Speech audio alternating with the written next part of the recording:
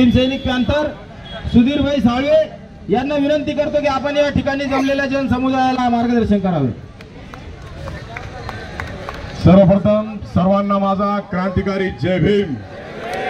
परभणी जिल्हा आंबेडकर चळवळीच्या वतीने अतिशय ताकदीने जो लॉंग मार्च निघलेला आहे, या लॉंग मार्च मध्ये आम्ही ज्या घोषणा देतोय आपण घोषणा देऊया।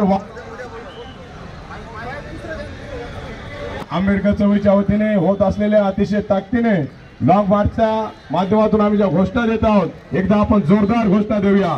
डॉक्टर बाबासाहेब आंबेडकरांचा, छत्रपती शिवाजी महाराज की, राष्ट्रपिता महात्मा ज्योतिबा फुलेंचा, राजश्री शाहू महाराजांचा, क्रांतीवीर वस्ताद लवजी साळवेंचा, लोकशाहीर अण्णाभाऊ साठेंचा, भारतीय संविधानाचा, अरे आरोपीला फाशी, अरे आमच्या मागण्या मान्य करा, अरे आमच्या मागण्या मान्य करा।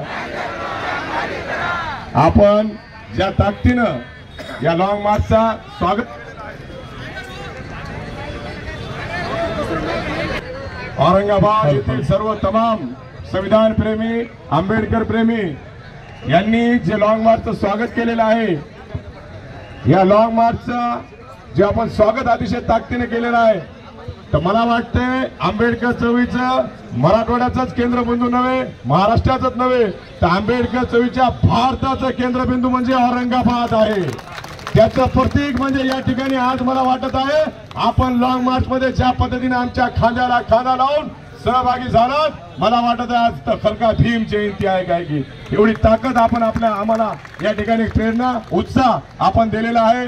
या लॉंग मार्चचं नेतृत्व करणारे ज्यांना जन्मतात त्यांच्या बापाकडून आंबेडकर चळवळीचं बाळकडू भेटलेलं आहे, आंबेडकर चळवळीतील युवा नेते ज्यांच्या बाप या मराठवाडा नव्हे, महाराष्ट्र नव्हे, अख्ख्या महाराष्ट्राच्या आंबेडकर चळवळीची मुलूक मैदानी तोप सन्माननीय माझे नेते शहीद लोकनेते विजय वाकोडे साहेब यांचे चिरंजीव युवा नेते जे लॉंग मार्चचं नेतृत्व करतात, आशिष भैया विजय वाकोडे यांच्या नेतृत्वावर विश्वास ठेवून आपण तमाम संविधान प्रेमी आंबेडकर प्रेमी माता भगिनी तरुण तरुणी या ठिकाणी उपस्थित झालात।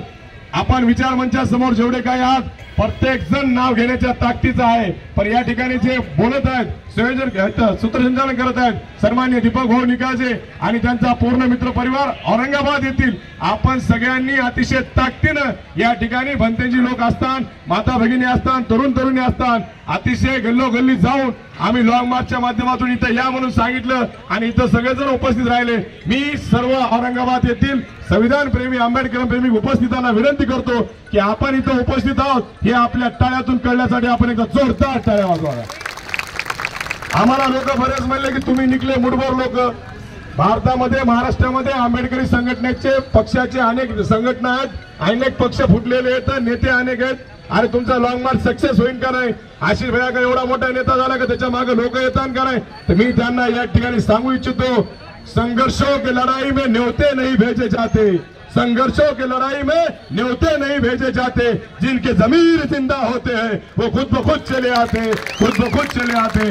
आपण या ठिकाणी आलात तुमच्या ताकदीनं तमाम महाराष्ट्र नाही तर अख्ख्या भारताला कळलेलं आहे की परभणीवर लॉंग मार्च निघलेला आहे। अरे लॉंग मार्च काढायला काय आम्ही येडे आहेत का? पायी पायी राहिला तो आम्ही मुंबईला आमच्या पायाला फोडा आले, मयासारखा माणूस सरण लावून बसला, आम्हाला काय कण सुटलाय का तिकडे पायी पायी निघायला मुंबईला?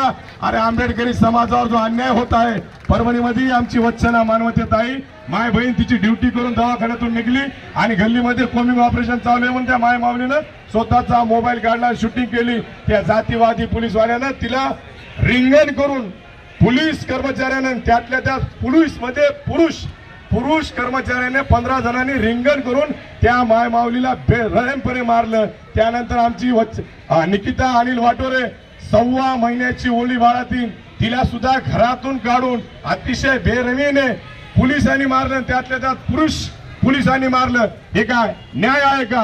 अरे आपण या भारतामध्ये जगत आहोत, या भारतामध्ये आपली लोकशाही आहे, आपल्या बाबासाहेबांना या भारतामधल्या प्रत्येक नागरिकाला लोकशाहीच्या माध्यमातून जगण्याचा अधिकार दिलेला आहे। आणि आता जे मुख्यमंत्री या पदावर बसलेला आहे, जे सरकार आहे हे अतिशय जातीवादी सरकार आहे, अतिशय मनुवादी सरकार आहे। ज्यावेळेस परभणीमध्ये भारतीय संविधानाची विटंबना झाली त्यावेळेस